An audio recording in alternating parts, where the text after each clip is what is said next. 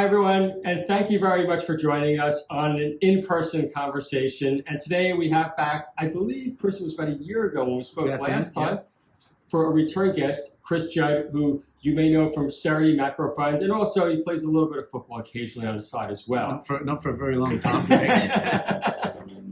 But really today, a couple of things. Firstly, when we back up, Cerutty up last year about 30%. Last in August alone, up circa 6%. So clearly, Chris, you had your finger on the pulse, if you will. And we're going to talk about some of those themes that worked in the last financial year, but more importantly, of course, what we think is going to happen going forward, and also how you can take advantage. And with that, Chris, welcome back. Great. Thanks so much for having me back on the show. Hey, Chris, before we go forward, again, let's back up a little bit. In the last 12 months, you had great performance. What were some of those key thematic attributors?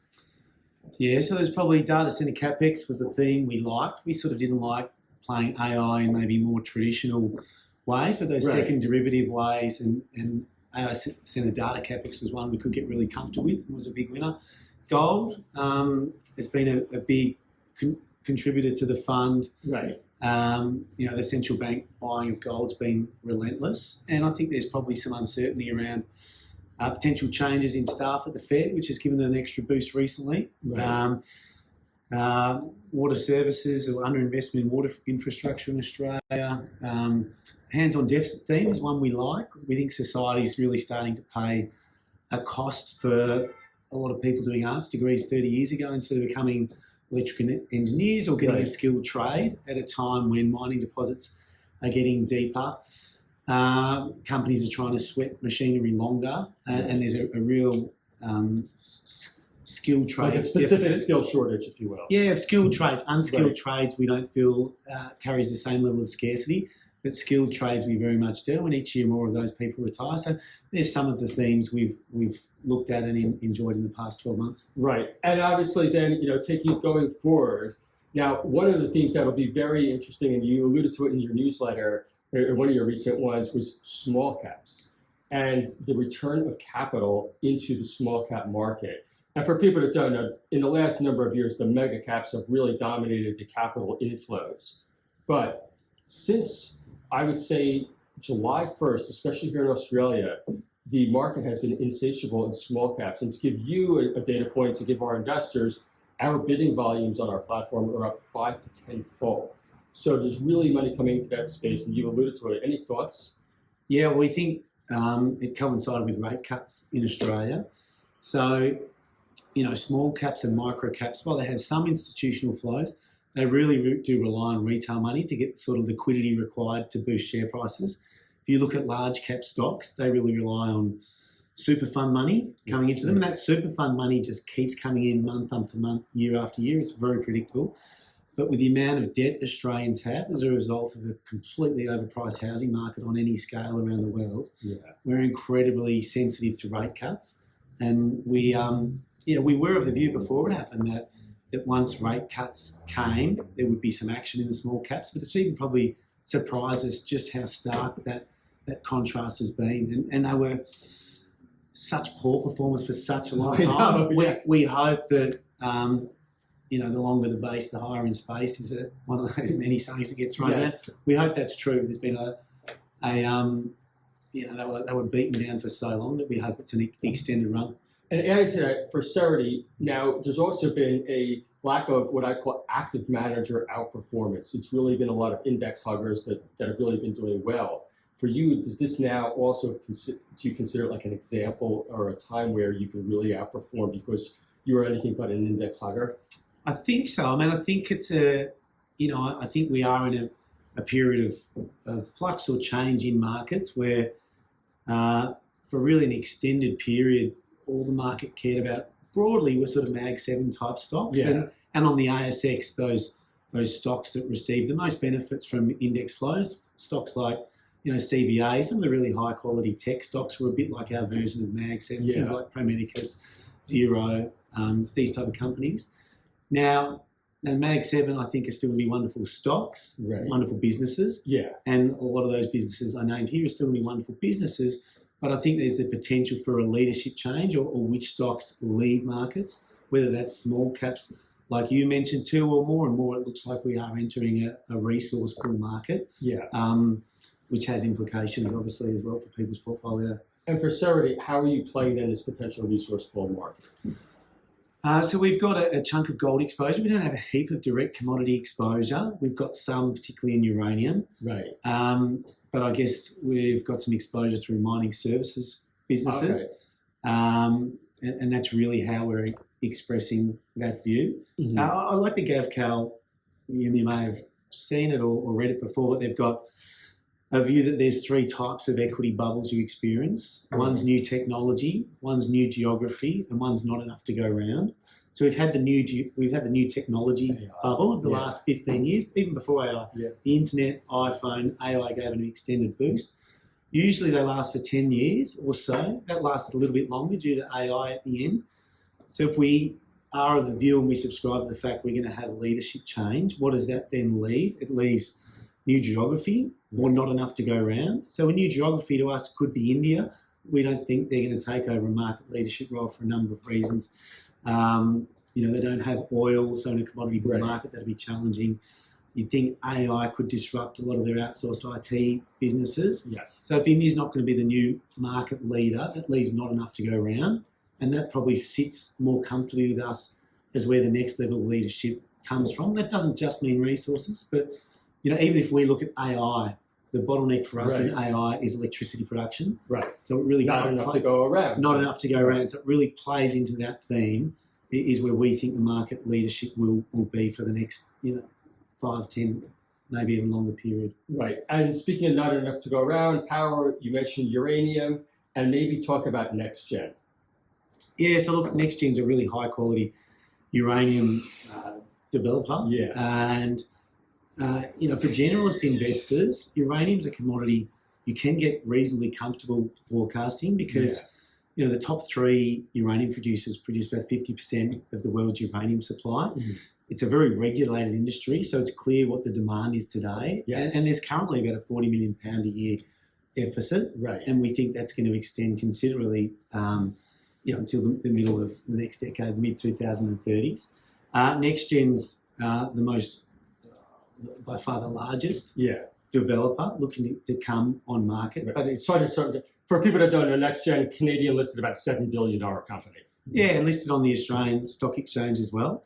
But it has the potential to do around £30 million a year at nameplate capacity. Yeah. And we just think it's a really high quality to play nuclear power and uranium. Right. And also here, going to more, NextGen is a company that really has developed, if you will. Now, in our last conversation, you mentioned about some of the very, very small cap, the management teams, they need to change as the business develops. And I know in one of your newsletters, you alluded to it too. With NextGen, are they also making those management changes that is necessary, do you feel?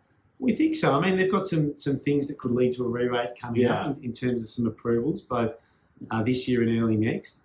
Their management has received some criticism in the past for some sponsorship deals and some uranium purchases, which the market didn't really like. But ultimately, we just think it's an incredibly high resource. The grades you get, the grades they've been getting is sort of 6%, and like 0.5% is considered economic. So it just dwarfs, the quality of just about anything else, and even in terms of other commodity projects as well. Yeah. As a as a generalist investor, it's got a great thematic, and it's certainly an exposure we can get comfortable with even as a generalist investor. Right. And also, and jumping around a little bit here, but when you mentioned about gold before, and I was wondering, we see commodity prices high, for gold, copper, silver, if you will, but at the same time, the one commodity price that's actually coming down is energy prices.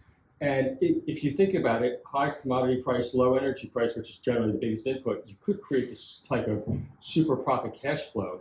Is that something that you look at? Yeah, oil's been an interesting one. There's sort of been, some small amounts of surplus oil around, and they've decided to increase production. It feels like there's some sort of a backroom deal between the two groups that you keep oil prices low, then we're going to give you something. I don't know what that something is. Yeah. And so, that'll be, whether or not that stays like this, we'll wait and see. But, yeah, it's certainly going to be a boost to, I mean, not just resource companies, but the economy as a whole. You know, cost of money and cost of energy are two incredibly important inputs into any economy. Yeah, and cost of money, you're a macro or a thematic investor. When you look at, especially the Northern Hemisphere, interest rates forecast to drop circa 100 basis points off of a weaker job market. Well, every investor should be paying attention to interest rates for sure, but do you pay especially close attention to them? We do. So Fed are forecast to drop rates. Is it tomorrow? It's this week, I think. Yeah. So we'll wait and see how that goes. But yeah, I mean, we really just in broad liquidity, and interest rates are a component of that. And Chris, as I said, you've had great performance, but it's not the performance is the outcome. You have a very rigorous process, and you are also not afraid to go your own way, if you will. When you think about the portfolio construction for Cerutty, do you bucket it as, say, like 30% is going to be based upon gold or something of that nature? How do you construct the portfolio? I guess we start with macro themes we like, and then we look at the liquidity environment, and that determines if we want to express our views in small cap stocks, large cap stocks, stocks that are producing a lot of free cash flow today, or stocks that are promising to produce a lot of free cash flow tomorrow. Right. So in a really loose liquidity environment, we're happy to skew towards small cap stocks or stocks that promise high levels of future cash flow. In a really tight liquidity environment, like when we started the fund, we want to skew towards larger cap stocks and stocks that are making a reasonable amount of free cash flow today. Right. So we currently see the liquidity environment as reasonably conducive. Not bang the table, get busy. It's not COVID initial stages. No, and then I think after that, leading into the end of the year and potentially a new Fed chair in the first half of next year, we think that's going to be a pretty strong liquidity environment. So skewed towards small cap, but still have a bit of a balance. And we still don't want to be in a lot of companies with challenge balance sheets that look like they're going to be needing to raise capital, things like that. Right. So you're obviously paying attention to that free cash flow. Yeah, very much. Yeah, or if they're not producing a lot of free cash, so I want them to be well funded. Okay, they're cash on the balance sheet. Yeah, whereas in that COVID era, you were perhaps less sensitive around that, which is who's got the best story, and that's what was going to win. We don't feel we're in that environment now, even though some of those story stocks, they really starting to bubble away. Right. Now, Chris, obviously you're very, very well read. Maybe talk to us a little bit about your typical day, your investment process, and also I'd love to know that you're a natural competitor. Do you follow other money managers or not? Yes, the day depends on what time of year we're in. So, we've recently just come out of reporting season, which is a pretty busy time for fund managers. And then we're probably in that period post-reporting season where we're meeting with all the different CEOs and getting a sort of one-on-one update on how the company's going and what they're seeing for the next 12 to 24 months. So that's been that. My day that I love is when I get to do a lot of reading around macroeconomic ideas. And most of that comes from overseas sources because I think that's where the best economic research is produced. But also I want to be conscious of reading different things to what Australian managers are doing because I want to have a different view and ideally get different results. Right. And it's hard to do that if you're ingesting the same information diet as everyone else. Right, you're the echo chamber then. That's right. So, I sit opposite my analyst and we talk crap about stocks and markets all day. I get asked by someone the other day what our investment committee looks like. Right. Our investment committee meeting looks like. You're having a running meeting. And it's like I sit opposite our analyst and our week is one long investment committee. It's a constant investment. It's not, I can't buy a stock for 2 weeks until I get permission off the investment committee. So it's perhaps a more dynamic environment than maybe some larger funds that are chasing sort of super fund flows. But we're proud of that and we think that's an edge. That's not something we try and shy away from. And there are times when we invest as we're investigating. There's nothing wrong with that.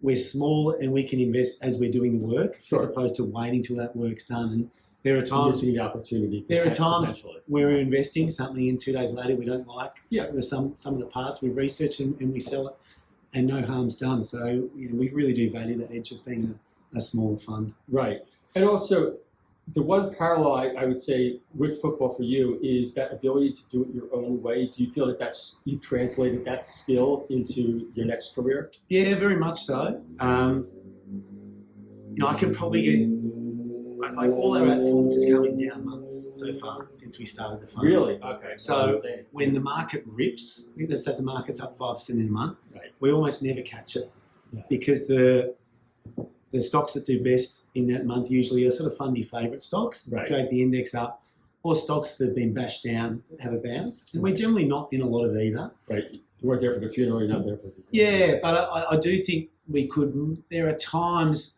we avoid fundy stocks just because everyone else is in them. Yeah, and that's a bit of a bias. There's probably been some good ones there that probably fit some nice macro themes. Right. I'm looking at you, Sigma, in particular. With aging demographic, that was probably one we could have jumped into, but we certainly don't want to look at our portfolio and feel it's the same as all the other small cap fund managers out there. And if you did it as an internal quality, you've always had that ability to just not hear the noise? Yeah, well, I just, my personality, I feel uncomfortable in consensus. Really? So whether that was playing football, I felt uncomfortable doing the same training. Okay, everybody. Well, in life, you always have to make adjustments. And unfortunately, we had a camera issue. But we are making adjustments. And we are here to talk about, Shaun, what was your biggest takeaway out of our discussion today with Chris? I thought it was great. I think the man continues to perform. He is beating the market, and that's what investors like. But he just thinks in a different way. He just thinks like a lot of the stuff that Chris talks about is on a level above a lot of people, including myself. Right. You're probably on a similar level to Chris, but yeah, he's just that level above, and I think that's why he performs.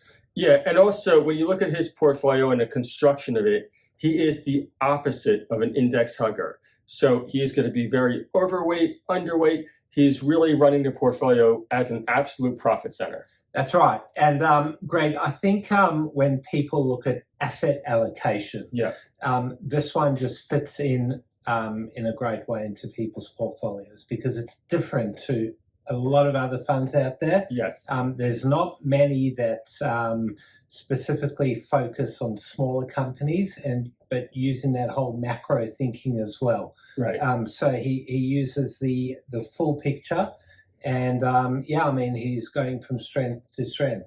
Right. And also a couple of specifics. He's very focused on battery metals, uranium, and also from a research point of view, what is going on with interest rates drives a lot of his decision making at the current time. That's right. We learned a lot just from speaking to him. I did speak to him a bit before about Carlton, and he didn't give me anything more to smile about. But when it comes to the market, we can all keep smiling. And to recap, it's pretty simple investment thesis. He has a track record now up circa 30% for the last year, 6% in August alone. So clearly his finger is on the pulse. Everybody, we will put links below how to invest, how to get involved, and how to hear directly from Chris. So Greg, while he was up 6%, I was disappointed because the market was up 8%. Oh. So when you're looking at these funds, it's all about beating the market. With anything like this, it's a lot safer to invest in an index tracker. But if you can beat that, then it's a great alternative. Now, if we go back to our first video with Chris, what was it, about 9 months ago, a year ago? I think I jumped in. I wasn't invited to speak, but I did jump in with my Carlton top. Do you remember what I said? Remind us, Shaun. When Chris told me he started a fund, I was like, yep, I'm in, without hearing why, because I followed Chris prior to him launching the fund, and I saw him in a lot of top 20s, and he used to make money. He'd know when to buy and when to sell, and I think that's really important. When we fast forward a year from then to 1 year of the fund, I think he did, 29%? Yeah, circa 30%. People still had their doubts whether he could continue, but now we're 2 years in. He keeps beating the market. If the market goes bad, I'd love to see what happens with Chris's fund. whether he can outperform still. And I guess that's what we need to wait and see. But for now, it all ticks to, I think Chris is going to grow this fund. We are able to accept people coming into the fund. So, if you guys want to join us, I was his fourth investor. So on my certificate, it says number 4. If anyone wants to invest in the fund, we can help set it up. And hopefully it keeps on going. So let us know, everybody. Thanks for watching. And if you want more shows like this, just let us know. Thank you.